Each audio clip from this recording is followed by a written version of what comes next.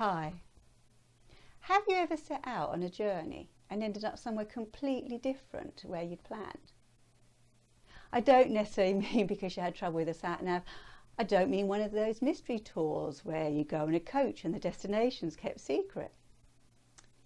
I mean when you set out to do or achieve something and yet somehow along the way your goal was completely changed and you ended up doing exactly the opposite to what you expected. That was one of the fascinating facts about Saul's journey that we looked at in our Bible reading today. Here was a man, a passionate and committed Pharisee, intent on persecuting and destroying those so-called Christians, those people who were following God in a new way based on the teachings of Jesus. People who Saul believed were a danger to Judaism. Saul was clearly a capable, organised and well-educated man. He sought permission from the high priest to journey to Damascus to round up the Christians who had fled there to avoid persecution. Saul meant to stop the spread of this disease of division from the Jewish faith. Once he had the necessary paperwork, he set off with his companions on a calculated and murderous mission. But God had other plans for Saul, and this journey took a very powerful U-turn.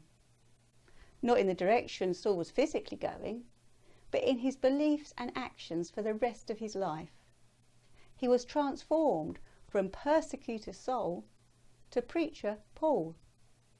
We could spend the rest of the day listing all the ways that God then used him.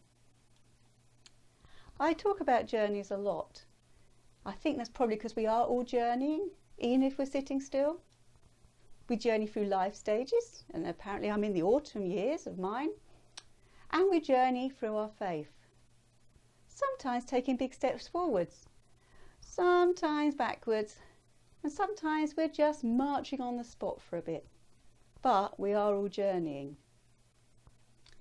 When we surrender our life to God, as Paul did, then we know that Jesus will direct our faith journeys if we keep close to him. On those occasions when we wander from the pathway or take a step back, it's often because we've taken our eye off the ball, so to speak. When we surrender our lives to God, as Paul did, then we know that Jesus will direct our physical journeying too, if we keep close to him. Russ and I have journeyed spiritually and physically with God over these last 12 years as Salvation Army ministers. We've sold our beloved home, which I said I would never do, and we've journeyed to Wisbech for 4 years, then to you here in Norwich for 4 years, and now we're about to move on again to Haverhill. These are all places where I never expected to live, living a lifestyle I never expected to have, and what blessings they have been. The only time things have got really difficult for me is when I've forgotten who I'm meant to be travelling with, and I don't mean Russell. I mean those times when I've taken my eye off the ball and gone wandering off thinking I know exactly where I'm going instead of listening to and looking at God for guidance. For those of you who have a hard copy of this week's service, we've included a finger prayer labyrinth. If you don't have this, then you'll be able to find one online quite easily. Now, whilst you can get full-size labyrinths that you can journey around, this one's a lot easier to put through your letterboxes. They're great to use for prayerful reflection. With your finger, you journey around them at your own pace, praying as you go. And as you do so, hand over to God all your cares and burdens, your uncertainties and anything that can distract you on your faith journey. Slowly make your way towards the centre of the labyrinth, and then rest there in God's presence for as long as you like. When you feel ready, find your way back out of the labyrinth without picking up anything you've laid down. You should come back out feeling blessed, renewed and restored.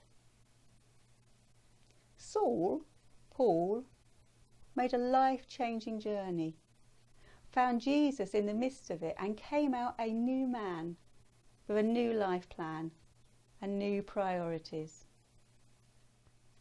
Do you need to surrender your life to God today? Maybe you've done it before but have gradually taken it back, step by step. Maybe you've never done it and it sounds weird and scary. Maybe the scariest thing is if you never find out what it's like to do it, what it's like to journey with God. It's between you and him this morning. God bless you.